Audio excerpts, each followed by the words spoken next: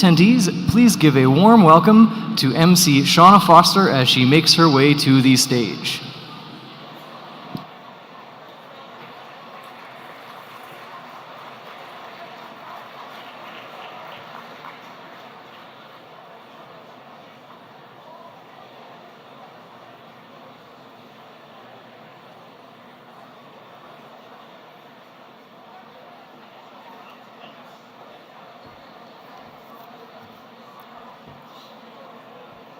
Hello, good morning. Look at this full house. How's everyone feeling?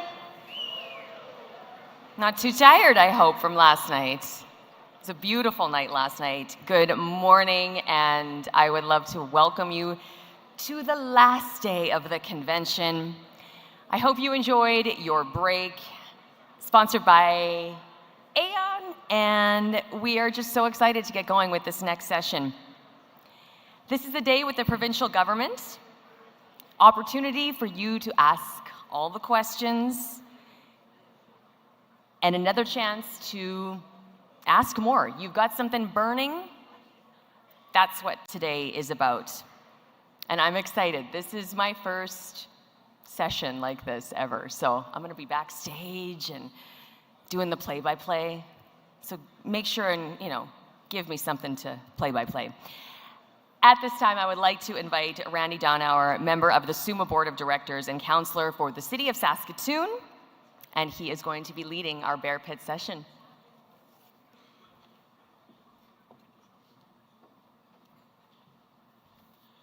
Good morning, everybody.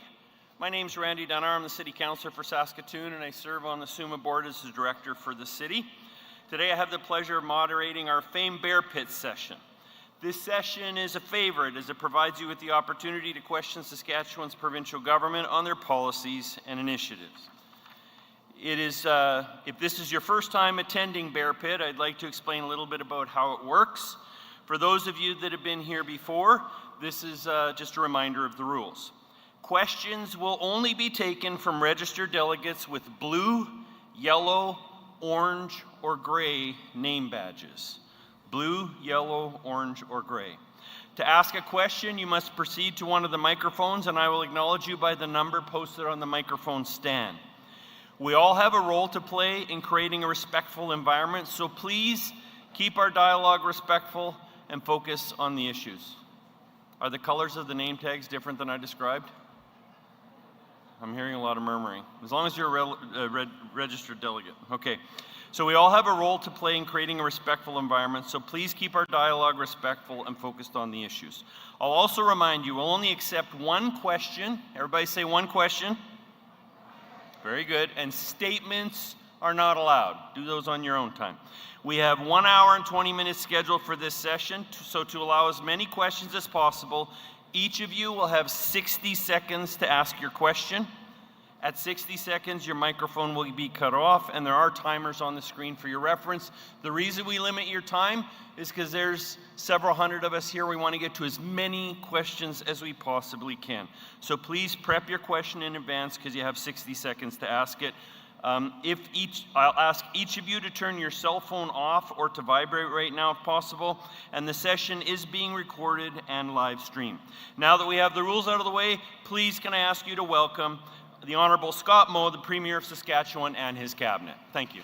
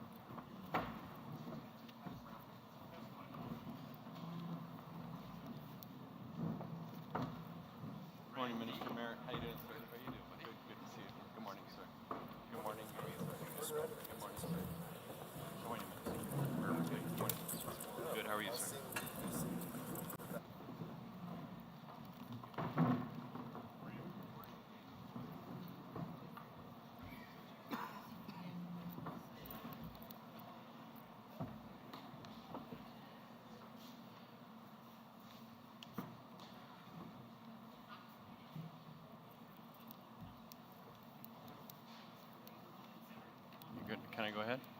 Okay, I'm going to go ahead and start while Heather finishes with this. So first off, I would like to invite Premier Moe to introduce your cabinet and start with any opening remarks, if you wish. Thank you very. Microphone, please. Thank you very. Are we on? Yeah. Thank you very much, Randy and the entirety of the SUMA board and all of the municipalities across the province. And I mentioned this the other day. We truly appreciate what you do each and every day, providing that leadership, that partnership with the provincial government on behalf of your community and all of the constituents that we collectively represent. Who do I have on your other side there, Mike? I can't see. McLeod. Oh, Jeremy Harrison is down at the end. He's our Minister of Crown Investment Corporations. Is there someone else between you and Jeremy? No. And then Mike Wiegers is our Minister of Public Safety or Community Safety. Terry Jensen is our Minister of Social Services. We have Everett Hindley, our Minister of Education. We have Darlene Roden, who is our Minister of Environment. Your Minister, Eric Schmaltz, the Minister of Government Relations, First Nation and Métis Affairs. We have Ken Cheveldayoff as our Minister of Advanced Education. Next to me is our Deputy Premier, Minister of Finance, is Jim Ryder. To my left is our Minister of Health, Jeremy Cockrell. To his left is Laurie Carr, our Minister of Rural Remote Health and Mental Health and Addictions. Tim McLeod is our Attorney General and Minister of Justice. Dave Merritt is our Minister of Agriculture. Who's next to you, Dave? Chris Beaudry. Oh, sorry, did I miss something? Chris Beaudry is our Minister of Energy. We have Warren Keating as our Minister of Trade and Export Development. Kim Gardner, our Minister of Highways. Alana Ross is our Minister of Parks, Culture, Tourism and Sport. And Sean Wilson is our Minister of the Saskatchewan Builds Corporation. Did I miss anyone that wasn't waiting for it? And I would just say, as we go into the what's traditionally called the Bear Pit session, this is one of my favorite hour and a half of the year, and I hope I speak on behalf of everyone up here. It is truly an opportunity for us as a provincial government, your provincial cabinet, to have a dialogue and have in an hour and a half a very, very concise look into the priorities in communities right across this province. And so I want to thank you in advance for this dialogue. I want to thank you, all of you that are going to ask, very important questions on behalf of your constituents who are also our constituents, for asking that question. And I want to offer that this is a government that is going to work to wherever we can to find a resolution for the challenges that we have in our communities, in our province, across the nation. And unfortunately today we're seeing challenges all around the world. And so I thank you for what you do. I thank you for your leadership, and I thank you for being here today. Great. Thank you very much, Premier Moe. We appreciate you and your cabinet being here today. So without further ado, we're going to start with questions. If you'd like to line up at the microphones, I will call them in the order that I see them, please. And we'll go to microphone number 2 first. Please go ahead. Hi, my name is Dawn McKellar from the town of St. Walburg. My question is directed to the Minister of Health. We have a doctor in our town, Dr. Mulder, who is well loved by the community. His contract comes due April 30th. He has done everything he needs to do on his side, but SHA has yet to send him his new contract. He has nothing. So as of April 30th, he will no longer be working unless something's going to happen soon. And also a second part to my question is about the wait times for surgeries and diagnostics. We hear time and time again people waiting months and months for hip replacement, knee replacement. We have a neighbor in our community. It's been 6 months he's been waiting for open heart surgery. My granddaughter had a grand mal seizure in the hospital and had to wait 3 months before she even seen I need a question, please. Sorry. Just wonder. Oh, sorry. Hi, thanks for the question. Specifically to the first question with Dr. Mulder, I'm certainly aware of Dr. Mulder. I know he's worked in the area for a long time. I know Julia Pemberton, our Vice President for the SHA for that specific area. She's here today. I know we've had discussions about that specific contract. I'll just say there's an important comment here, though, to make around I've noticed that there have been several areas, St. Walburg included, that we run into these contract issues later than we should. and later than we should for the physician themselves, and later than we should for the community that depends on the service of that physician. I can tell you we've made some pretty significant changes in the Practitioner Staff Affairs Department of SHA just in the last couple of months. We have realigned some staff, and we've also, I think, gotten more specific on what we're asking Practitioner Staff Affairs to do, and that is to focus on getting contracts signed that may be overdue or coming due very soon. So I just want, I think that's relevant not only to St. Walburg and Dr. Mulder's situation that we are aware of, so we'll follow up on that, but just in general for physician contracts across the province, some significant changes already made to Practitioner Staff Affairs, more coming in that way to really try and deal with some of these issues in a more timely manner. Your question around surgical and diagnostic wait times, I mean, this is exactly what our government is focused on, really two primary things, and that's access to primary care and access to a timely surgery or diagnostic, and you really need that diagnostic to get towards your surgical pathway or your cancer treatment. Some significant investment in this year's budget in terms of expanding capacity in the province for diagnostic imaging, and then as well from a surgical side, using both the publicly delivered system that we have, it delivers tens of thousands of surgery every year, but also the privately delivered but publicly funded surgical pathways. We do nearly 20,000 surgeries a year through that. We're going to continue looking at more options for different types of surgeries that we can do in that format to improve wait times and improve access for people. Thank you, Minister. I will say we're having trouble hearing the question up here, and so two things. If the sound folks can help us out at all with the monitors, that'd be great. For the delegates, could you please speak right into the microphone clearly? I actually struggled hearing that question. I did see number one next. After that, I'm going to go 5, 4, 3, 2, 1, and we'll just rotate. So go ahead on microphone number one. Thank you so much, and thank you to the Premier and the Cabinet for being here today. It is greatly appreciated. Can you hear me? Yeah, just speak clear. Okay, how's that? Better. All right. My question is around PATH, which is the Plan for Homelessness. And it's very clear it's an annual framework for it's not a homelessness reduction plan. It has no real tangible baseline, no real targets, no timelines, no real accountability measures, no preventative measures, no disaggregated data. The fact that homelessness has nearly tripled in Saskatoon while PATH is operating suggests it's not managing the crisis, let alone resolving it. So my question is, what is the plan of the province to reduce homelessness in Saskatchewan? Thank you. And I'll remind the delegates, can I get you to state your name and your municipality, please? My apologies, Robert Pierce, Ward 3, City of Saskatoon. Thank you, Councillor Pierce. Sure, Minister. and thanks for the question, Robert. When it comes to homelessness in Saskatchewan, we launched a provincial approach to homelessness in 2023, a $40.2 million investment by the government of Saskatchewan. In October, we renewed that plan to the tune of $20 million, added on to the foundational funding of $20 million over the next 3 years. It's a plan that we work with each and every municipality, Indigenous partner, community-based organization, as well as other ministries within government, whether that be the Ministry of Mental Health and Addictions, the Ministry of Community Safety. This is something that when it comes to measuring results, you got to keep in mind that the individuals that are finding themselves in this position are very unique. They all have very different needs, different requirements, and they all require different levels of service. So what we try to do is we try to take individuals who are ready for housing at that immediate time and get them housed as quickly as possible.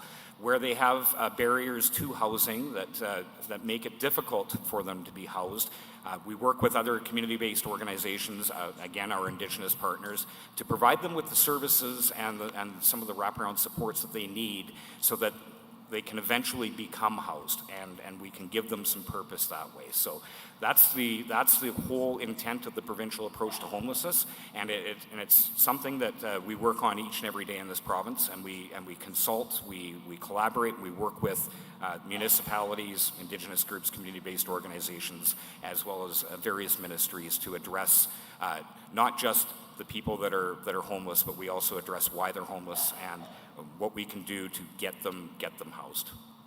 Thank you. I will say I can hear that question really clearly. It's still hard for us to hear the answers up here, so if the sound guys can help us out, great. If the ministers could speak right into your microphone, that would be helpful as well. And now we're going to go 5 and work our way back down. Microphone number 5. Your name and your municipality, please, sir. I need the microphone number 5 on, please. If we could turn all the floor mics on for now, that would be great. It does say it's on. Oh, perfect, yes. There you go. Good morning, James Hill Howard, Councillor, Northern Village of Arange. You can probably hear me, but if you can't, just send me a signal. On the Premier's address on Monday, he mentioned the duality of challenges and opportunities. And many in this room will remember the Quebecois separation crisis of the 1970s, in which an ultimately unsuccessful but destabilizing referendum push led to a massive exodus of capital. Industrial, commercial, business, financial, all of these different headquarters, opportunities, investments, operations, fled the province, which they largely never recovered from, and mostly went next door to Ontario, which enjoyed a generational windfall and could not believe its luck. Flash forward to the present day, no less than the Mayor of Calgary last week and the Chamber of Commerce in Calgary last month have noted that 83% of businesses already are looking at moving investments. How do we as a province, please? yes, Thank you. how do we as a province ensure that Saskatchewan is the preferred relocation destination to make sure that this strong economy continues? Thank you. Thank you. Minister Keating. Warren Keating, do you want to speak about what is the investment that is flowing into this province, where it's coming from, and what the future looks like for with respect to our investment attraction efforts that we've been making? Okay, there we are. So right now, this province is experiencing exactly what you're talking about as a windfall. We currently have 60 capital projects worth just over $60 billion that are in the process of being built, being in the final stages of planning or under just about ready for completion. And so what we're seeing that in is a number of sectors, everything from mining, from ag tech, right up to the technology sector. We're seeing the big facility. Just the other day, we had the big announcement of the Bell Data Center just outside of Regina. Third largest capital project undertaken in Canada is here. It's going to be happening here in Regina. The second largest is the BHP potash mine that is just going to be hitting production here in the next year or so in Jansen. So what is policy matters? Policy matters is how you attract capital. And what you've got is a government that's very friendly to business, very open to opportunities, looking at every sector as an opportunity for us. I know Minister of Energy and Resources just came back from Ottawa here yesterday talking about the helium sector and trying to expand opportunities within the helium sector. What we're seeing is investment attraction coming from our 9 international trade offices that we've got throughout the world in key industrial areas throughout the world and growing and emerging economies that have food security, energy security needs, and they look to Saskatchewan in particular as an entity that is going to be able to support them in those needs. So we are in a very good position with the international presence that we've got, with those trade offices, with your Premier. Certainly we've seen the success of his engagement in both China and in India and in the U.S.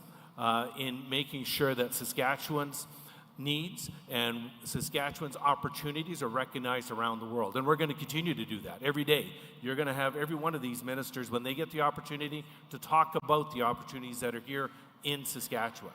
And we're going to be hearing more and more of these announcements almost on a weekly basis of the capital that is coming to this province. And I'd say what we're looking at as well, our debt to GDP, we're looking at stable incentives, we're looking at a stable suite of government policy that has certainly been able to attract capital.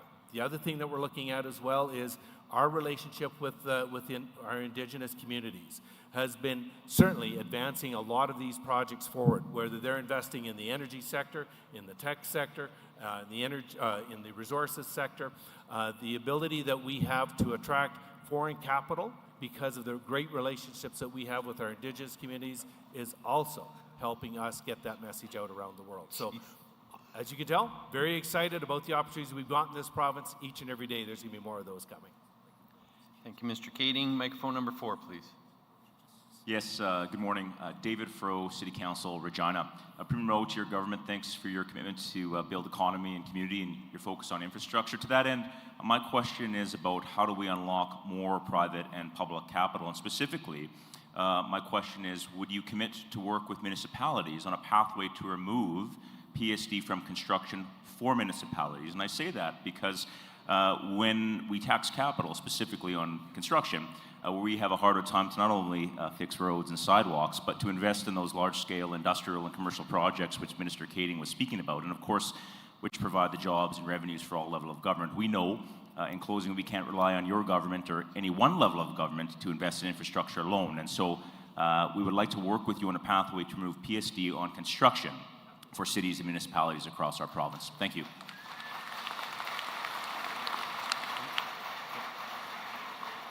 Mr. Ryder. Thanks for. Oh, Mike. Can you hear me? Yeah. There you go.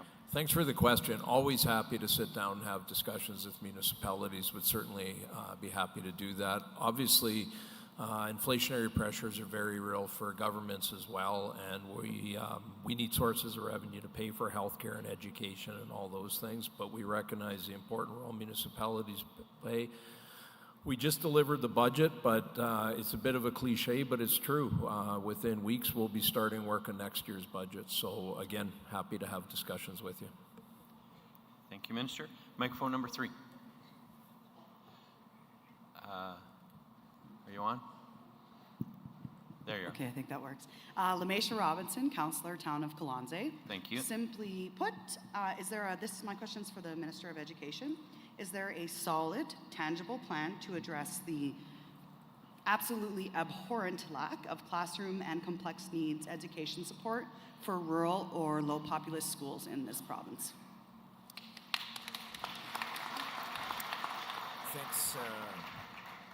Thanks for the question. Very timely question. As a matter of fact, just this morning prior to SUMA, I came from an event being hosted by the Ministry of Education with individuals and organizers and teachers, frankly, and others in the education system that are working on our specialized support classroom model and the expansion of that particular model to support a complexity in the classroom. They were having an all-day learning professional development session here in Regina featuring these folks from right across Saskatchewan to talk about the 58 specialized support classroom model projects we currently have operating in Saskatchewan, the additional 50 that are going to be added or will be added in this year's budget, on our way to 200 over the term of our government. That's been working very, very well, and I've heard it from the front lines, from teachers, from parents, and from students as well, that's been one of the significant benefits. As a matter of fact, earlier this winter, I had an opportunity, because we were asked to make a presentation to the government of Alberta on how well that model is working. Now, there's more to be done, obviously, on that. Some of the feedback I've heard from teachers is they're looking for additional tools so they can help better support and educate these students that have some complex needs. In addition to that as well, I've taken the opportunity to meet with a number of organizations across the province, groups like Inclusion Saskatchewan, like the Autism Resource Centers, the Down Syndrome Society, and others, to get their feedback about what is their perspective on how we can help these students that have a very diverse and complex needs. So that's some of the work that's happening right now. As a matter of fact, having some conversations back and forth and follow up to those meetings that I had with them earlier this winter to try to develop a plan forward, to build on the work that's already been done with our partners in the education system. And I, for one, am pretty excited about where this is going to go in the future. And I think by collaborating together, we can continue to do our best work to support those kids in our classrooms. Thank you. Microphone number 2. Joan Corneal, Mayor of La Flèche. Thank you. I have a question, a tough question, and possibly a tougher challenge. Can you speak up right into the mic, please? Yeah. How's this? Yeah. Okay.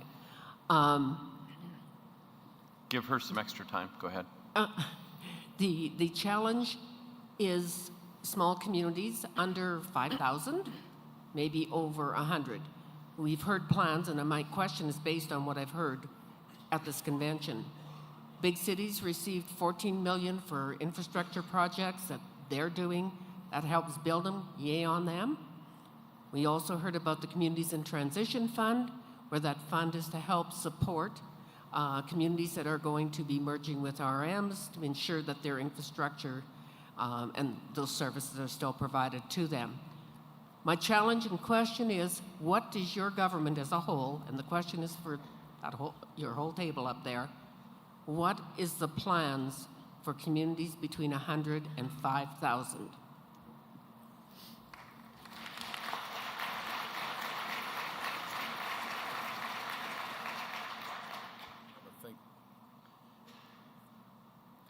Are we on? Test 1 2. Test 1 2. Everyone hear me okay? All right, so thanks for the question. And we've had some conversations this morning, Madam Mayor, and we were talking about some of the integrated bilateral agreements and how we're starting to roll those out. One of those initiatives, and for those who weren't in the room this morning during the dialogue session, is that we are finding innovative ways to ensure that that money is going further, to provide a cap on some of the investment projects that are being made, the infrastructure projects that are being made, to ensure that the money is being felt in the smaller urbans out in surrounded by rural communities. So we want to be able to support them. For instance, with the new CHIF fund, we've capped the maximum amount per application of $50 million, which provides an opportunity for small urbans and rural municipalities to benefit greatly from that project or from those funds as well. Going forward, we are always advocating for more involvement from our federal counterparts on future projects, providing flexibility, stackability for some of these programs to ensure that we're not simply siloing them off like was done with ISIP. That was something that was pointed out not only by provincial representation here in this room, but it was across Canada, and we heard it at the federal, provincial, and territorial tables with our minister responsible federally. We're trying to make these adjustments to include some cushion for what also was talked about in his inflationary pressures in those projects. When it comes to the CIT funding and the funding available to these communities, that's another means of support that we're trying to roll out to ensure that there's sufficient funding available for small municipalities who are facing the tough choice of moving into a rural governance model or no longer finding it viable to operate as a standalone entity. We want to be there to support those legacy systems, water, wastewater, solid waste management, and ensuring that those systems are available for individual communities to still have access to that as they were under an urban governance structure. So we're wanting to support as many of those communities as possible. We will continue to have conversations with our partners at SUMA and SARM, as well as the very people in this room, such as yourself, Madam Mayor. So again, thank you for your advocacy, and we will continue to work together to ensure long-term viability for our municipalities in this province. Could I get the Premier's mic on? Ask, am I on here? Yeah. Could I ask just for a moment? I'll end likely with a bit of a question with respect to everyone in the room, and it's a question and a request for engagement where we can. And I'll start with this. Minister Cockrell had talked earlier about some of the changes that are coming forward and some of the commitments we've made in the Patients First healthcare plan. And we dispersed that earlier this week. And it really is, you know, the investments in healthcare are significant, and the increases in investment, and I'm not speaking just about Saskatchewan, but any Canadian province across our nation, are significant, and they're rising each and every year, 5, 7, 8, 10% over the last number of years. And those are important investments to be made, but we also need to coincide with those investments some real critical thinking around where those investments are landing, bringing in today's innovation, bringing in the tools, in this case of the Patients First healthcare document and initiatives, 50 action items, but bringing in those innovations and tools to support our healthcare professionals so that they can improve the outcomes in our healthcare system. And that's the initiative that we have put forward in that Patients First healthcare plan, and it really is to come up with a more positive answer to two questions. One is timely surgeries, which was asked. Two is we want everyone to have access to a healthcare provider. So the virtual care, the expansion of scope, all of those things are focused in those two spaces. And so my point being is where we can bring innovation into the discussion around, the inflationary challenges that we're seeing as governments at all levels, municipal, provincial, federal, and other organizations, and as individual families that we collectively represent. We need to work together, and I'm asking to work together, where you have those innovative solutions when it comes to the operational, and I want to come back to this 100 to 5,000 person community, but it's true for any community, where you have suggestions on where we can work together.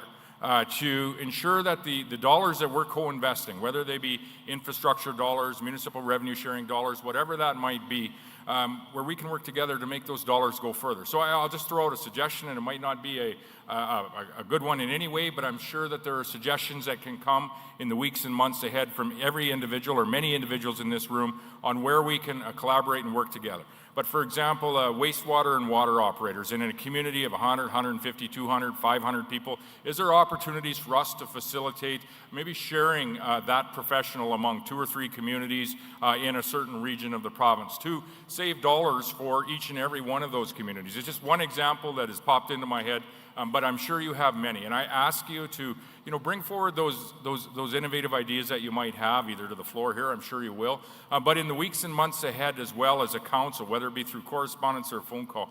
And we might be able to help facilitate or work alongside you, not in every case, but where we can, we certainly need to find those points of agreement and those points of, as I say, bringing in today's innovation and tools to ensure that we're just more efficient from the provincial level, the municipal level, and the federal level as well. Albeit I don't have a lot of sway at that level. Thank you, Premier Moe. We'll go over to microphone number 1. Your name and your municipality, please. Craig Wall, Councillor, Town of Cardiff. 5 daycares within 150 kilometers of me will be closed in 1 to 3 years. The daycare in my community will most likely be closed in 1 year. 7 direct jobs will be lost. Indirect jobs like CCAs, nurses, and many jobs affecting single mothers and fathers, possibly lost. $10 a day childcare, it's been a positive impact for families, but licensed operators are in despair. Funding levels and rates are not adequate, forcing directors to spend out of their reserve funds and fundraise to pay wages. What steps will your provincial government take to bring immediate top-up funding to ensure daycares remain open until an adequate funding model can be developed that won't be at the expense of their financial sustainability? Thank you.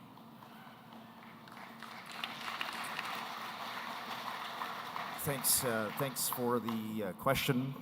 Thanks for the question, and appreciate you raising that on behalf of your community. I don't think there's any debates over the impact, the positive impact that $10 a day daycare and that program that it's had on communities right across our province. And that is why this is a government that has focused on hitting the targets that are built within that initial 5-year agreement, but also expanding upon that and making sure that the new agreement that we just signed this past fall is a better agreement for Saskatchewan communities and Saskatchewan families. Now, that being said, we understand that some of the feedback that I had heard and have heard as the minister is that there are some challenges with the existing agreement, and that is why we've been taking our time, first of all, to negotiate with the federal government to get a better agreement for Saskatchewan, but secondly, and we'll be saying more about this in the not too distant future about how we move from a very, very rapid growth phase of this program, and Saskatchewan has done very well in comparison to other provinces and territories. We were the 3rd province in Canada to hit the $10 a day average, 3 years ahead of schedule. We've hit about 92% of our space target, space expansion targets that were set by the federal government, and well on our way to achieving that target as well.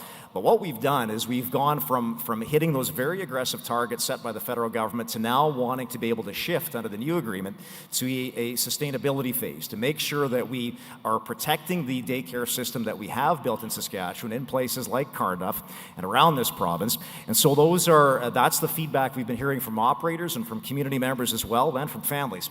And so the work is happening right now within the new agreements to make sure that the provincial officials are negotiating the action plan, or what would be the finer details on the agreement, and to make sure that we can do what we can with the dollars that we're receiving from the federal government in conjunction with the provincial dollars to make sure that we're doing everything possible to protect that child care sector. So we'll have more to say on that on the very near future. We'll be engaging with the sector and with municipalities as well to make sure that we develop and continue to protect this daycare system that we have. Thank you, Mr. Henley. Microphone number 5, your name and your municipality, please. My name is Deb Winder. I'm the mayor of Delisle. My question is to the Minister of Environment. I was in the previous session, and we all kind of agreed that the rollout and communication piece from Sask Recyclables wasn't optimum. One of the things that wasn't discussed that I wanted to bring up is it's supposed to be free to us once it's completely rolled out, but there is a chargeback that's supposed to be coming to us if we're over a certain contamination level. I was just wondering if the government would be having further discussions with a little bit more clarity on how this program's going to work and how the chargeback thing is going to work as well. Thank you. Thank you. Minister? Is this on? Is it, Yeah. Speak into it. Speak into it. As direct as you can. Sorry. So thank you for the question. I don't, she's not on, is she? No? Yeah? Okay. Okay. So thanks for the question. And yes, you were correct. We did have a lot of dialogue or a lot of talk in our dialogue this morning about Sask Recycles and the program.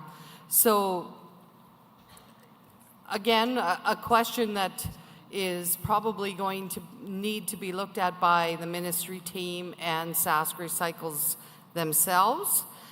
We hear your concerns, and we will have further dialogue with Sask Recycles. And we understand there's more conversations to be had, more with municipalities as well.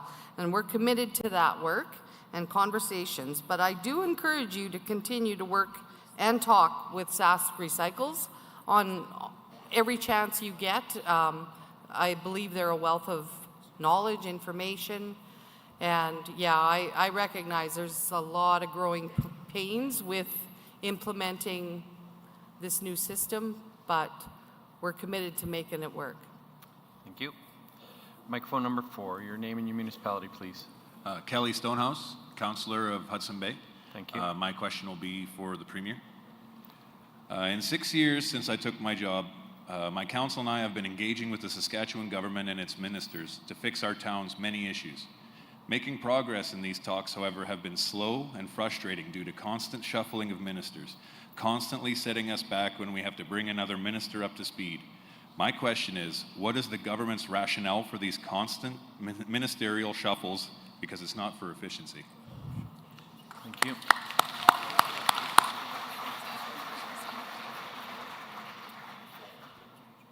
Oh, okay.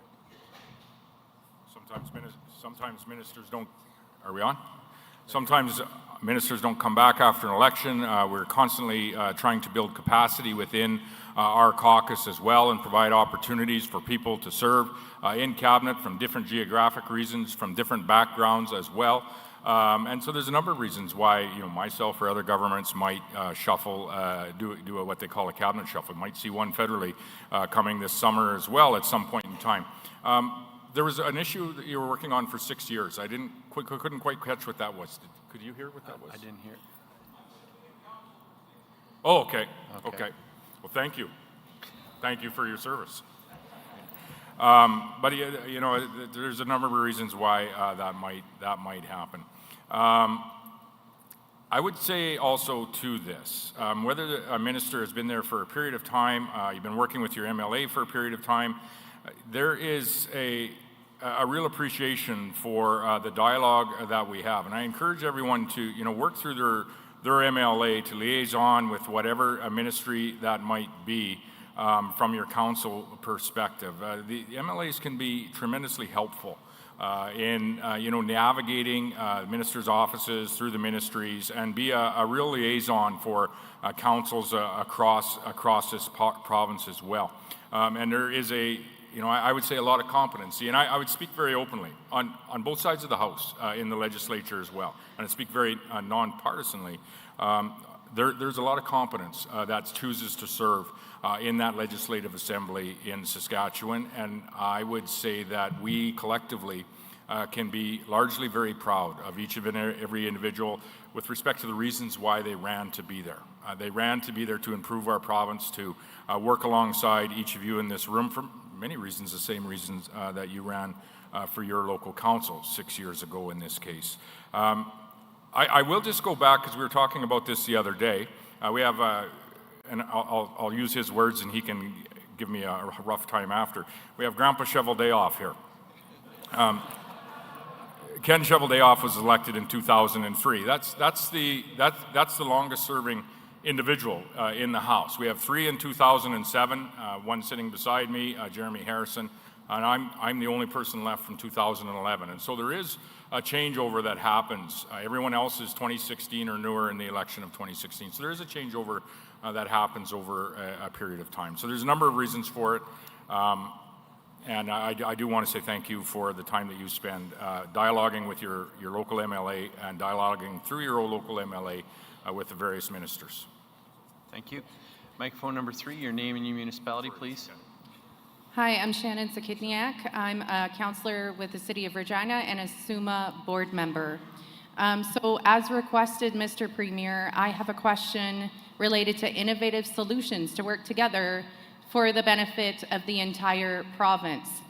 Across the country in most provinces, there are entities that help municipalities access the substantial federal funding that exists for green initiatives. Alberta actually has 2 of these and benefits from substantial funding as a result, and we don't get our fair share here in Saskatchewan. SUMA's been advocating for the establishment of a municipal eco-action centre for years and asking the province for support and funding. We haven't gotten it yet. We started to do this on our own. We've seen success. And what I want to know is, will the government work collaboratively with SUMA to fund and help us advance this municipal eco-action centre, which will help municipalities access federal funding and take the burden off of taxpayers? Thank you. I'm not aware of that initiative, but I would offer, whether it's the Minister of Environment or through the Minister of Government Relations, if you want to have a discussion about cost sharing with the federal government on any initiative, we would have that discussion. I won't commit to provincial funding without understanding fully what the program is about, but there are various opportunities, I think, for us to always be looking to do better when it comes to whatever type of pollution you want to discuss, so whether it's an impact on our land or water or our air in this province. And I would say that we can equally be very proud of what we are doing in this province today when you start to compare us to our global competitors around the world, whether that be in industry, whether that be in our communities, and even whether that be as individuals, of which I'd say we all have more work to do, but we certainly can be proud of where we are today. So we'd be happy to have the discussion to see where that goes, but I wouldn't commit to funding today. You want to speak to it?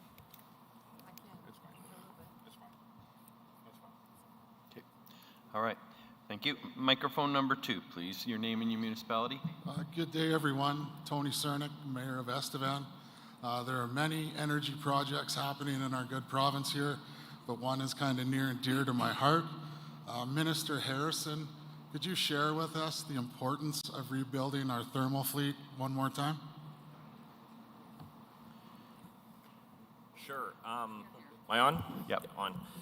Thanks, Tony, very much for the question. And just want to start off by saying thank you to Mayor Cernick and his team for the incredible advocacy and also input into our energy security strategy that we have put into place here in this province, which really is a very practical approach to what our power generation future is going to look like in here. And I'll maybe just start by saying I can tell you what we're not going to be doing as well, which is trucking in LNG, which is a plan we had heard just to be a little bit political. They're political on the other side on this earlier in the convention. SaskPower actually ran the numbers on what it would cost to truck in LNG from BC in the United States to replace our coal fleet. Would be $2.2 billion a year annualized. Just entirely irresponsible. What we have put forward is a very practical and realistic plan that is going to use Saskatchewan resources, use the 1,400 employees that we have who are directly engaged in this space today, who are professional, hardworking, deeply committed to this province, to make sure that we have energy security and that we're doing that in a reliable and affordable way that's there and able to attract investment, and it's working. We've seen record investment coming into this province. A $12 billion initiative from Bell Canada was the most recent. That is only possible because we have long-term energy security in this province, which is a result of a realistic, practical plan that we have using Saskatchewan resources today, transitioning to Saskatchewan resources tomorrow, which are going to be nuclear power generation using Saskatchewan uranium. Thanks. Thank you. Microphone number 1, your name and your municipality, please. Thank you. Harley Hudson, Deputy Mayor, Northern Village of Buffalo Narrows. My question is to Premier Moe. When is your government going to come to their senses and get rid of the let it burn policy, which I'll use Minister Harrison's words, that's totally irresponsible.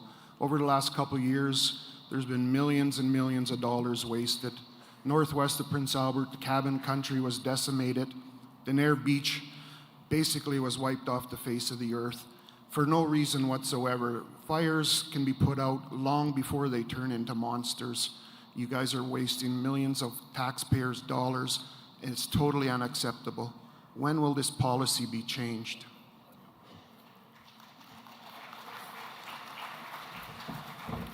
Mike, you may have a little bit to add to this, but I will just begin.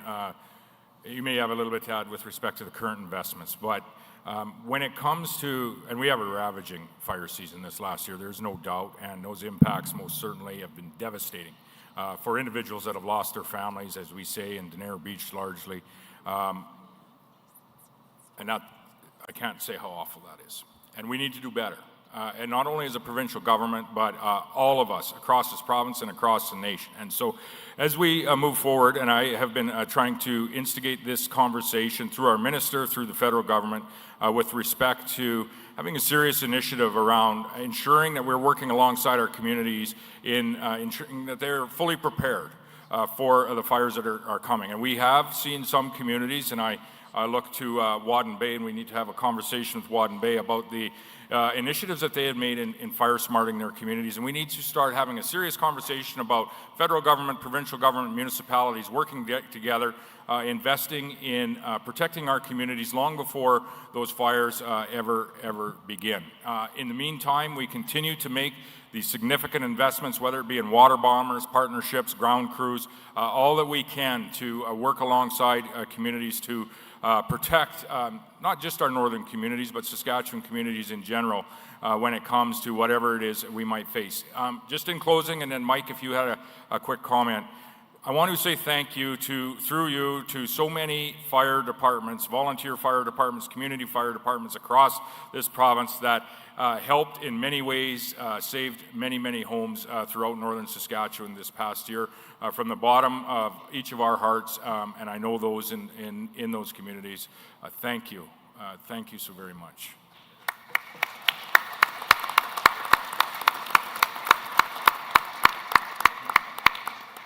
Yes, I'll just start by echoing Premier's comments. And I know we had 64 municipalities across this province that contributed firefighters to this past year's wildfire season. So many of those municipalities represented in this room today. So thank you very much for that. We have taken steps this year in preparation for another serious wildfire season, taking additional steps to bring back resources sooner at the SPSA. We've taken steps to make sure our water bomber fleet is ready and fully operational for this season. We've expanded on our agreements through CIFC and through our compacts to ensure we have additional resources available from around the country and throughout the North America. We've added on California and Nevada to our compact agreement, so they would provide services if necessary. So we're fully prepared and ready for the wildfire season. Thank you, Minister. Just before I go to microphone number 5, let everybody know our last question will be around 12:05, 12:08, something like that. There is lineups at the mic, so if you want to get a question in before then, I would encourage you to get to a mic now. Microphone number 5, your name and your municipality, please. Thank you. Tony Head, Councillor, City of Prince Albert. In Prince Albert, we are excited to see the new regional hospital take shape, but we are less excited about the responsibility it comes with. Despite it being a regional hospital, the city has to come up with tens of millions of dollars for the guts of the hospital. I see this type of offloading of responsibility all over the place. The province defunded the STF and closed educational opportunities in the north, which caused displacement of people into central Saskatchewan communities and brought with it many social problems we struggle to address. Municipalities are not equipped to provide healthcare services, but the responsibility for the poverty brought about by our federal and provincial decisions flows down to us. That means that people in desperate need of support and care are left behind. I believe this is a systemic failure that is being left unaddressed because the people falling through the cracks are easy to blame. Is there a plan to address the growing masses of our residents living in the streets? Because I can tell you right now that if it keeps being left to municipalities to sort out, it will only continue to get worse.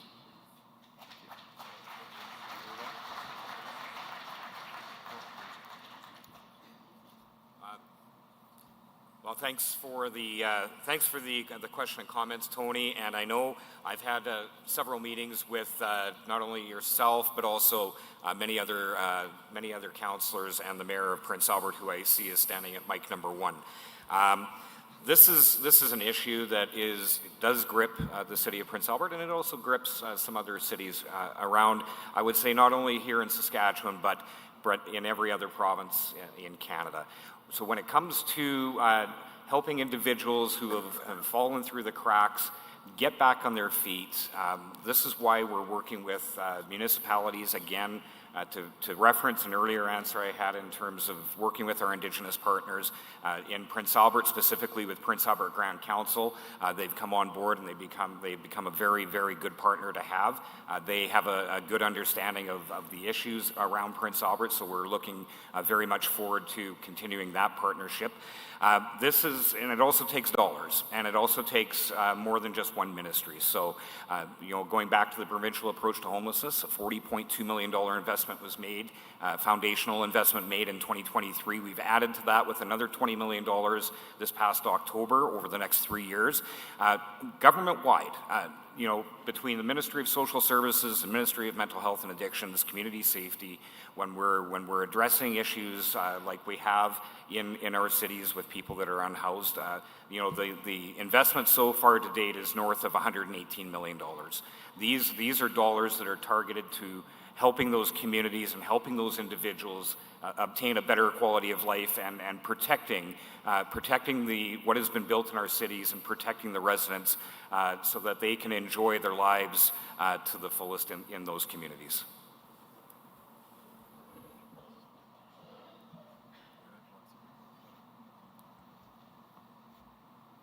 Test 1, 2. Everyone hear me okay?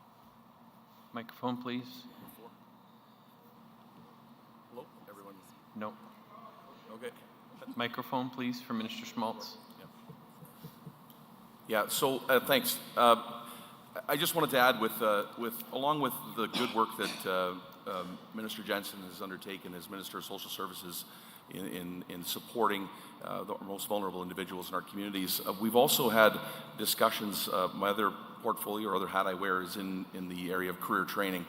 And Minister Jensen and I have started having conversations on where we can come together as ministries to collaborate in providing opportunities for individuals to not just remain in the situation they're in, but improve their circumstances and be able to provide them an opportunity at a new pathway in life in an area of provincial interest as well, which is our strong and growing economy. So we're not only just relying on soul ministry initiatives, but we're working cross-ministry to help ensure there's a path for individuals in our province to better their situation.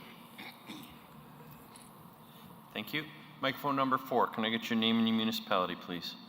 Thank you, Sinos Timon, Councillor, City of Saskatoon.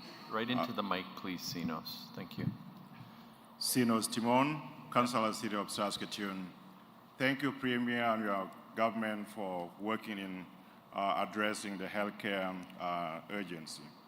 My questions regarding the urgent care center. Currently, the one in Regina is operating under reduced hours, long waiting time. And my question is, with the current one that is being constructed in my ward in City of Saskatoon, how do you intend to resource that facility to ensure that it actually do the work that is intended for, not end up as another building? Thank you. Thanks, Tinos, for the question. Yeah, we're very excited about the urgent care center that will be opening up next year on the west side of Saskatoon. I think just, given the pressures that we can sometimes see in Saskatoon, it's going to have a significant impact.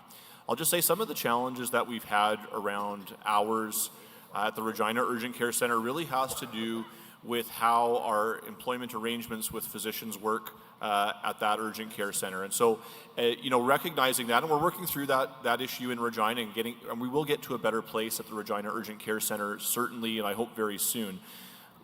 Recognizing that was a challenge, we've been engaging with physician groups in Saskatoon for over a year now, as well as in Prince Albert, North Battleford, and Moose Jaw, to have those conversations early with physicians and understand how we can ensure that there's full buy-in so that when those doors open, the services will be available to residents in that neighborhood and from right across the city and likely some from even outside of the city as well. So again, we're still working on that, but I would say there's been some very positive engagement with physicians in the city of Saskatoon, specifically ahead of the opening of that new urgent care center next year. So I'm confident that we're going to be in a good spot there.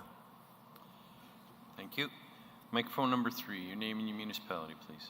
Valerie Beto, Deputy Mayor for Town of East End. Thank you. Very pleased to see that we are going with patients first, #1 in healthcare, and I'm looking forward to that being rolled out.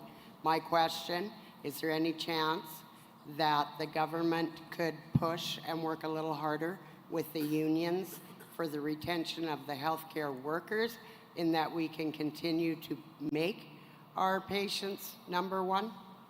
They've only met 6 times, I think, last year. We would just like to see more meetings, something get accomplished.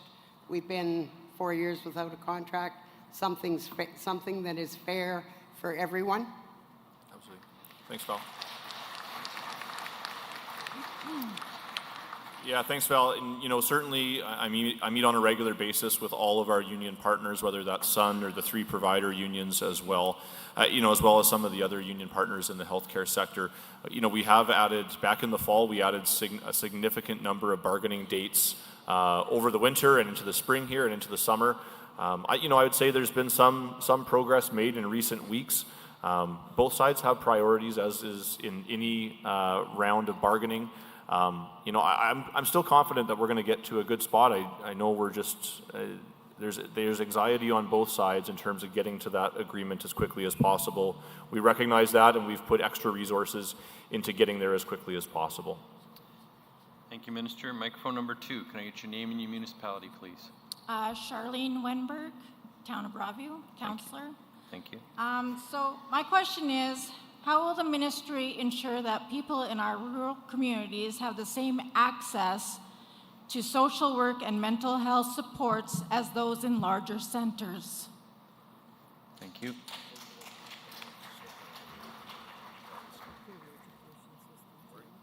Thank you. Thank you very much for the question, Charlene. I appreciate that. I actually had the opportunity to be in your community just last week and sit down with the healthcare workers there and have the discussion and see the successes that you're having in that community. But when it comes to rural and remote, mental health supports, there are several different avenues that we're working on.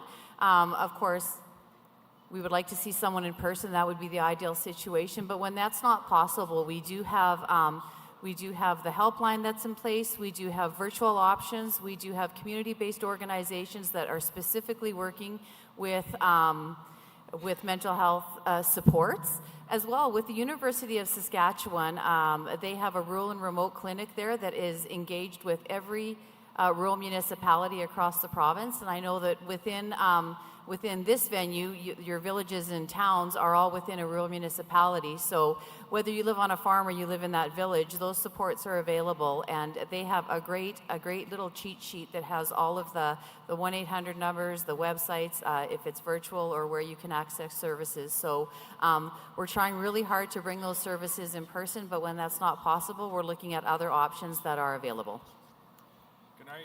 Can I just follow up for a moment on this? Because I think this is actually another opportunity for each of us as individuals, whether we be in whatever we do, community leaders or just individuals in a community. You know, all too often, and you'll hear me talk about it frequently, about the mental health challenges that we are facing, whether it be young or old, in our world today.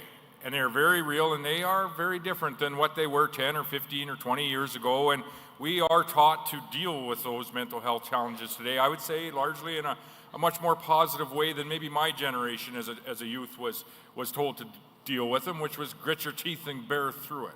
That is no longer the way, nor should it ever have been the way. So the mental health challenges are real. All too often, we see subsequent addictions issues going into all too often people that are living without a home, and some of the social challenges that we need to work together with one another to address and support, and yes, at times enforce in our communities. And the question is very specific to rural communities and supporting one another at the front end.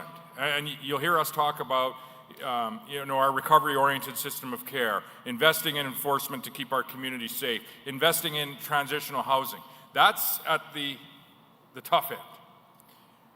If we can support one another and come forward, as I said earlier, with in new and innovative ways for us as individuals or the government to support in some way the discussion around how we can support one another at the front end of that, when we're starting to have, we notice a friend or a family member or a student or someone in our community that is starting to have those challenges, with whatever part of life it is.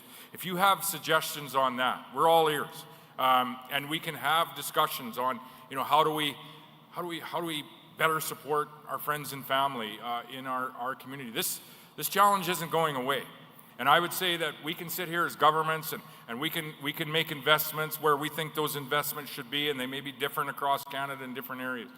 But we also have a responsibility as individuals to engage with one another as people in our community and do what we can to suggest paths forward and do what we can to support one another, because today is just a different world than it was 15 and 20 years, and you only need to turn the news on to see that. Thank you, Mr. Premier. Microphone number 1. Can I get your name and your municipality, please, sir? Bill Pawlinsky, proud mayor of the City of Prince Albert. I have an issue or a question that really reflects a fairly insignificant financial issue, but really, as a matter of principle, I'm going to say that it affects all of us directly or indirectly. So to prove that point, I'm going to ask anybody who has never had anybody affected by cancer, whether that be a family member, a friend, a colleague, or themselves personally, or has known somebody who's required dialysis, to raise your hand, please. You're very fortunate. Thank you. So the point is that years ago, people undertaking long periods of treatment were allowed to park free at the parking lots. Now, I know that there's a hard policy that says parking revenues pay for health care, but can you soften the hard line that will continue to extend the compassion to people who are possibly at the lowest point in their lives by free parking? Thank you.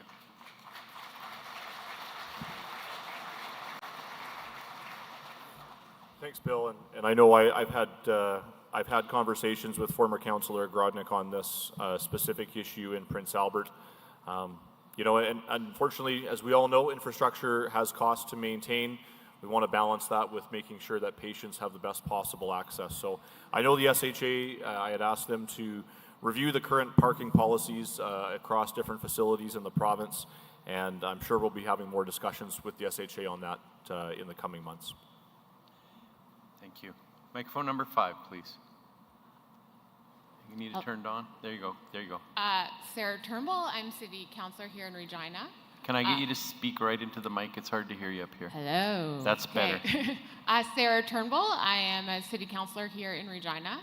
And my question has to do with the opportunities around primary health care. And it's actually a lot to do with my rural colleagues here. We're doing a lot to invest in getting the doctors here. But what about the spaces to support them in the rural communities? So we invest in getting the doctors, but then the rural communities and other places are left with finding offices for them. So we're missing that gap, is you get the doctors, but then they need somewhere to work, and then you end up with a lot of the towns. And same with the virtual care, we need to have the Wi-Fi available, and you need to have that infrastructure in order for the virtual care to work. Otherwise, when you're in the remote areas, you can't actually get your virtual services. So I think there's some gaps there where we can't just be. All right. Thank you, Councillor. Minister. Thanks, Sarah. In regards to, I'm not sure the question specifically on primary care, but I'll just speak about, the understanding there are gaps in primary care, and that's exactly why it's really, I'd say, the number one focus when it comes to healthcare in this province right now. Making sure that everybody in this province, regardless if they live in Regina, in your ward, or if they live in a rural community right across the province, that they have access to primary care. Ideally in person, virtual, we'll be expanding virtual care as an option more so later this fall. But I would just say, it's not just about doctors, it's also about nurse practitioners and expanding those team-based opportunities. Thinking about what we've done within our partnership with physicians right across the province through the Innovation Fund and adding patient medical homes and encouraging physicians and providing resources to those physicians to build out their entire teams, add RNs and LPNs and dietitians and social workers, and now giving that same opportunity to nurse practitioners through our independent practice contracts to the Ministry of Health. That is going to be significant. We already have 23 of these contracts operating in different communities across the province, including several here in the city of Regina, but many in rural communities. We're going to be announcing the next 30 or so contracts coming very soon in the next few weeks, and we're looking forward to seeing really this new model around what nurse practitioners can do. And I think, I've often said lately, it's oftentimes when we talk about healthcare, it's or discussions, doctors or nurse practitioners.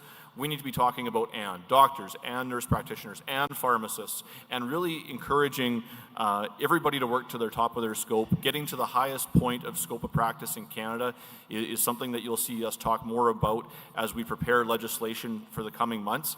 But really, I think it's an all above the approach to make sure that people have access to primary care. Thank you. Microphone number 4, your name and your municipality, please. Good morning, Myra Malbuff, Mayor of Isla Cross. Across the province, every municipality has its own needs and priorities. We recognize that Northern and Indigenous communities bring unique perspectives, challenges, strengths that must be meaningfully reflected on how we design and deliver programs and services. This will help us on working together to develop a more responsive, inclusive system, one that is shaped through a Northern and Indigenous lens. An opportunity to share insights, identify priorities, and to build partnerships that lead to practical and community-driven solutions. Sorry. I really don't have a question here, but All right. Thank you. Microphone number 3. Do you have a question, please? Sorry, just hang on. The minister wants to respond. I agree with everything you said. All right. Thank you. Minister Schmaltz's mic, please. Yeah, just quickly, Mayor Melbluff, I'd like to give you a quick shout out as well. The northern village of Isla Cross is celebrating their 250th year anniversary this year. I think they deserve a round of applause. And it goes to show how important the fur trade was to the development of Western Canada, and that community is a shining example of it. Thank you very much. Microphone number 3, your name and your municipality, please. Yes, I'm Mike Mitchell from the town of Kerrobert, Mayor. Thank you. I have a question for the health minister. It's just around your patients first and dialysis and stuff. Is there some consideration to have some of this equipment, staff brought out to rural communities that have good facilities that can handle this stuff, to take travel time and especially for the elderly and that, to bring it to the rural communities?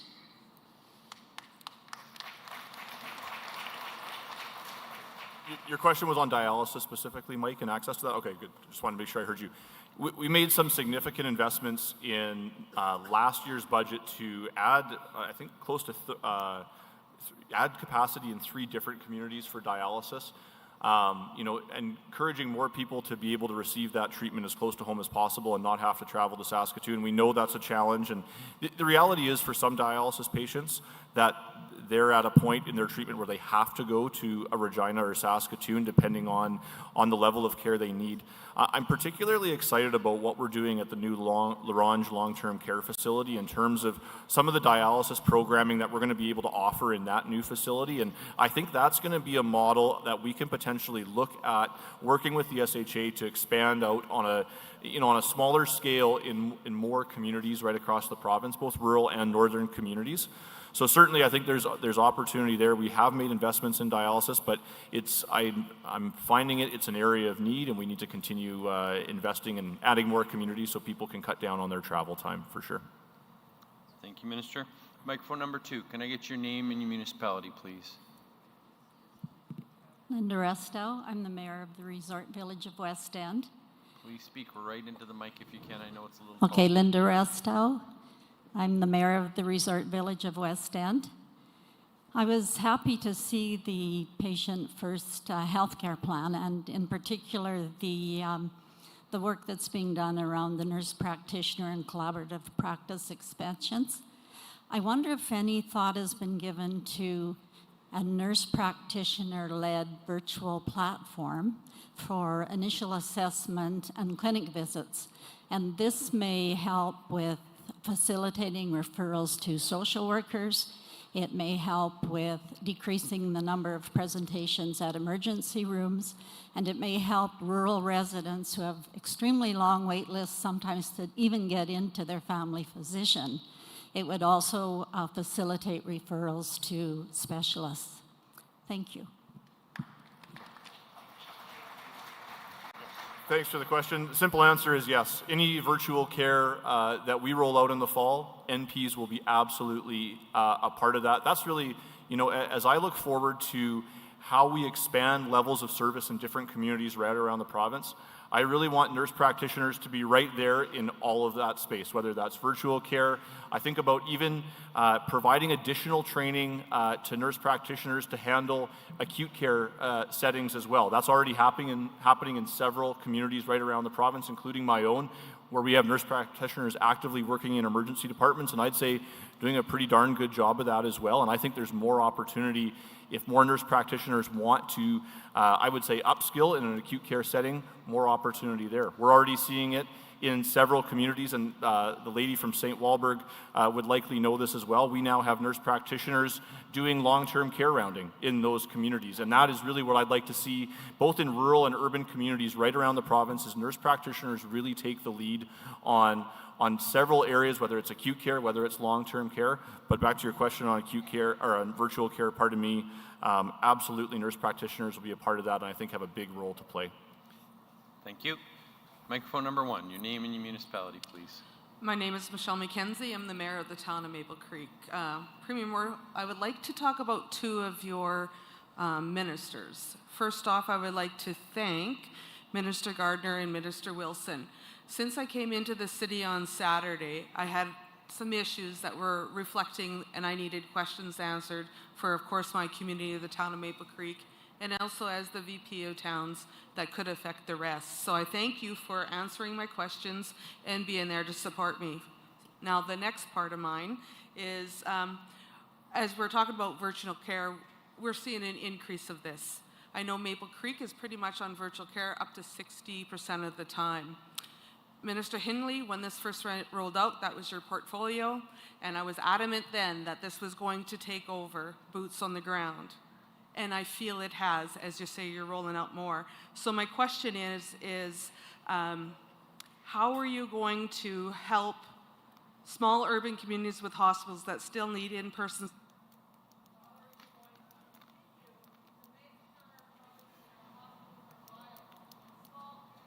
All right. Did you hear that? Thanks, Michelle, and I know that you've been in the healthcare sector a long time, and thanks for your work in your community on that. You know, I think the conversation on virtual care, it's really important to ensure that virtual care is not replacing what we do in our hospitals and what we do in primary care clinics right across the province. It's really meant as to augment that level of service, and I think to really add another access door that may be more convenient for people at certain times. But when it comes to acute facilities across the province, this is again really where I think when I mentioned what nurse practitioners, I think that they could have an expanded role in emergency departments, and I hope to see that in the next several years. We talk about training more Saskatchewan kids. We're adding 20% more seats to the College of Medicine this September, and setting a higher target to the College of Medicine as well, that they need to have even more Saskatchewan students than they already do have. And so I think it's a combination of how do we train more professionals and again, get them into rural communities sooner in their training so that they can see the opportunities that exist for them in smaller centers. And I think having virtual care as kind of that fallback or as that additional piece, I think it's important to have, but you're right, Michelle, it's we can't go fully away from in-person care anytime soon. That isn't going to work for Saskatchewan patients. That wouldn't be putting patients first. Thank you. Microphone number 5, please. Bear with me. I'm vertically challenged. I might have trouble doing this. Sorry. So anyway, to follow up on Premier Mo's comments. I need you to get as close to that mic as you can. To follow up on comments that Premier Mo made about social improvement, cues that he'd be all ears about this. So my question is actually to the Minister Ross with sports. And in the interest of keeping youth in all of our communities protected from sexual, mental, and physical abuse predator situations, would your department consider making appropriate criminal record checks processes for coaches, managers, and officials to be mandatory to qualify for funding from your department? Currently, having been involved in a number of sports, the criminal record check process ranges from some associations having 0 to those that might be somewhere in the middle, collecting the data but not actually reviewing it until after the fact on a situation, to a best practice situation where criminal record checks are checked by a legal. Minister, did you get enough there? Just go ahead and speak. We need the minister's mic turned on, please.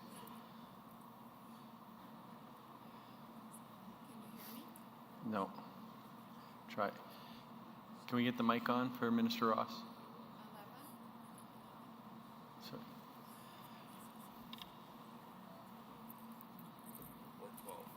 Or 12. There you go. There you go. There we go. Sorry about that, Minister. Thank you for the question. Ensuring a healthy and safety and respectful environment for all individuals in sports is very important and a high level of priority for our government. I know we work along with the SAS Sports Federation, and we're committing to working with the public and reviewing the recommendations that we've had sent to us. So I would encourage you, I do have staff at the back. I would encourage you to find them. Elias and Tyson are back there, and we'll set up an opportunity to discuss this more. And thank you for your concern, because sports are really an important part of our environment here. It's important to all of our families, our health and well-being, and we want to make certain that it is safe for everyone. Thank you. Last question. I'll go to microphone number 4, and then we're out of time. Could I get you to state your name and your municipality, please? Jason Mancinelli, City of Regina. My question has to do with capitalizing and financing opportunity. First of all, thank you for the opportunities brought to our province. That AI data center for this Regina region is, a great opportunity. Attending one of the education sessions on Sunday, it was about regional cooperation. There were 7 Saskatchewan communities cooperating to try to develop a regional plan for marketing themselves to the world. A great pilot project. I noted that not one RM participated. Looking at the makeup of Saskatchewan, we have as many politicians as Manitoba, Alberta, and British Columbia combined. That's because of the structure of our RMs and our urban centers. You've noted today that the absorption of former urban communities in RM is happening. Looking at what's happened in the RM of Sherwood with this great investment, I'm wondering when we're going to reorganize our framework in Saskatchewan for success so we can cooperate.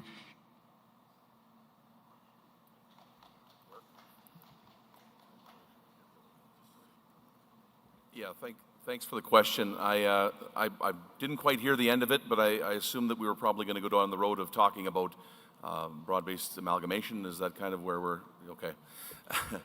I have to say that as a government, we've taken a fairly firm position on this, that in no way will we ever force broad-based amalgamation across the province of Saskatchewan, whether it be rural areas or urban.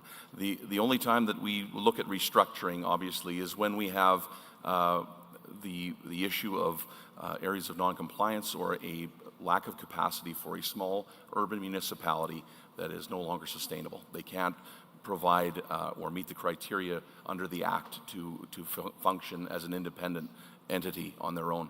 So what we do is we provide the funding, some funding in place that has been announced this year under the reinvested and augmented community and transition funding to be able to provide for those legacy systems, for those community members to be able to access that funding. Alongside that, we've also provided strategic initiative funding to the organizations of SARM and SUMA so that they can help augment their approach and their ability to provide services to their constituent municipalities.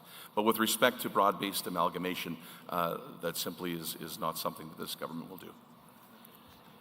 Yeah, thank you. Can we get the Premier's mic on, please?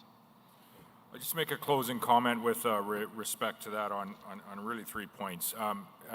Minister Schmaltz is correct. We're not looking to in any way force amalgamation or anything of that nature, but to support those partnerships when they happen. That being said, and this ties in with one of the earlier questions on working together, and you'd mentioned 7 communities of provincial government working together.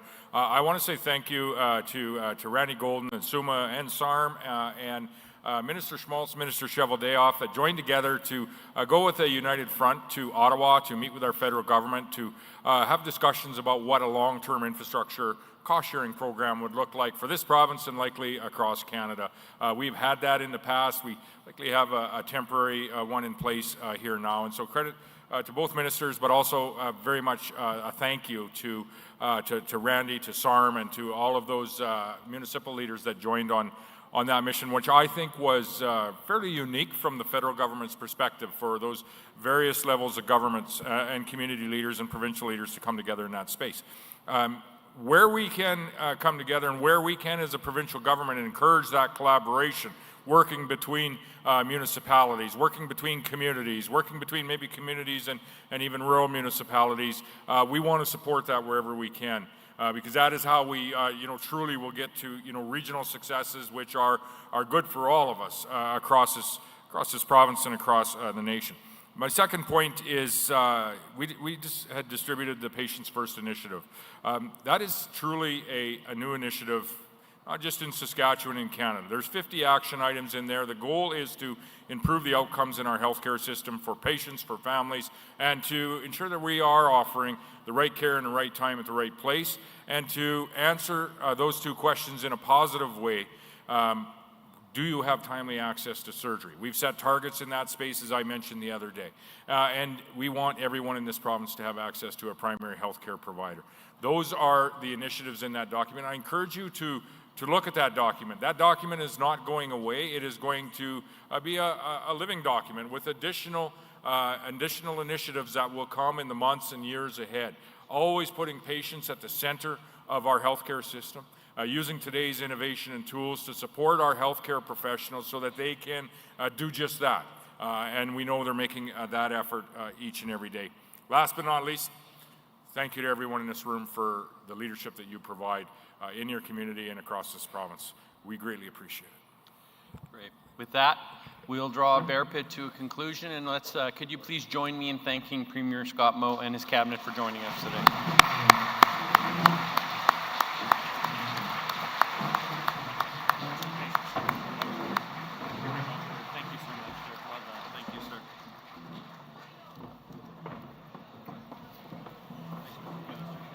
Thanks, Randy. I didn't get a question. I'll make sure you do. Don't you do. Thanks, Randy. Thanks so much. Really?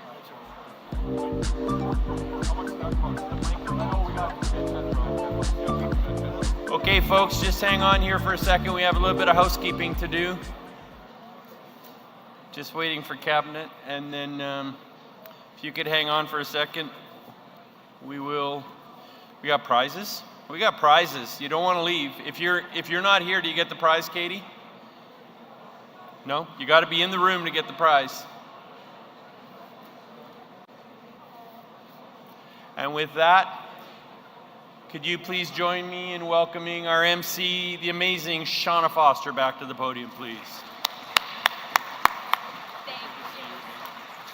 Thank you so much, and thank you for everyone's participation. Yes, we do have prizes. Couple of quick things here. Amazing prizes. This is from the app, and we will get right to it. The first is the Garmin Instinct 2S Solar 40mm Bluetooth multi-sport smartwatch. Got tongue twisted there. Marlon Zacharias, Town of Nipawin.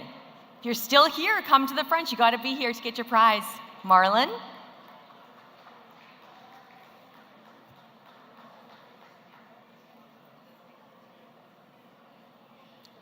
Awesome, congratulations. The Sticks and Doodles Saskatchewan Black Lily sign. That goes to Chantel, Geiselman Village of Young, if you're still here, Chantel.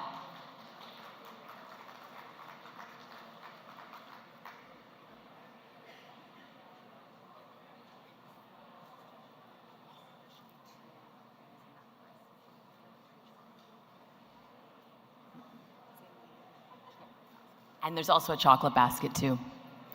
Congratulations. We've got the Sticks and Doodles Sask Parks provincial travel map, which looks beautiful, and that goes to Michelle Sorensen, Town of Nipawin. You're still here, Michelle.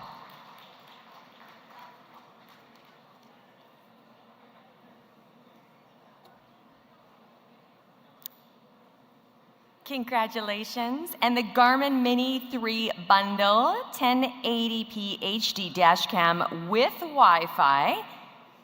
And that is Taryn Bryson, the Town of Carrot River.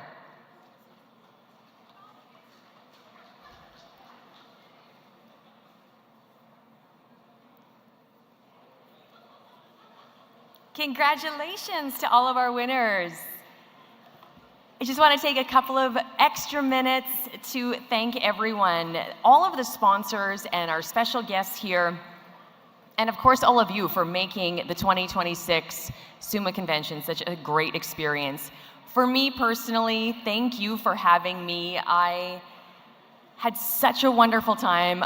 I'm a complete newbie to the SUMA Convention, and I just feel so enlightened. You were all extremely positive. I was at the radio station this morning, and I was telling my co-host, I said, everyone was so positive, so kind, so energetic, and has such a passion for their community. And so I thank you for giving me that gift and allowing me to be with you here the last few days. I hope you enjoyed yourself. There is a survey we would love for you to take part in on the SUMA Convention on the app. You can take the survey, just click the information icon and you'll see the survey there. And SUMA will also email that survey out. And by filling it out, delegates have a chance to win a prize. So we got lots of prizes still to come. Now, there have been some questions about Convention 2027. There's no need to book your hotel rooms yet. Don't worry, we've got rooms held for you for next year's convention, and they'll be available at the same time as registration. And with that, I hope to see you next year, 2027, for the SUMA Convention and Trade Show. It's going to be in Saskatoon. I would love to see all of you back next year for 2027. Safe travels. There could be some bad weather coming. I've already heard some snow in the north, and we are expecting some snow. So safe travels to wherever you're going, and thank you again for a really memorable few days at SUMA Convention 2026. Oh, wait, one more thing. Volkswagen keys. Did anyone lose their keys? These have been sitting here right in front of me. So it is a Volkswagen key fob with a little silver keychain. There's no name, and these were found in the parking lot. Okay, we will leave them with, I think, with SUMA, and then maybe pass it along to your friends. Thanks.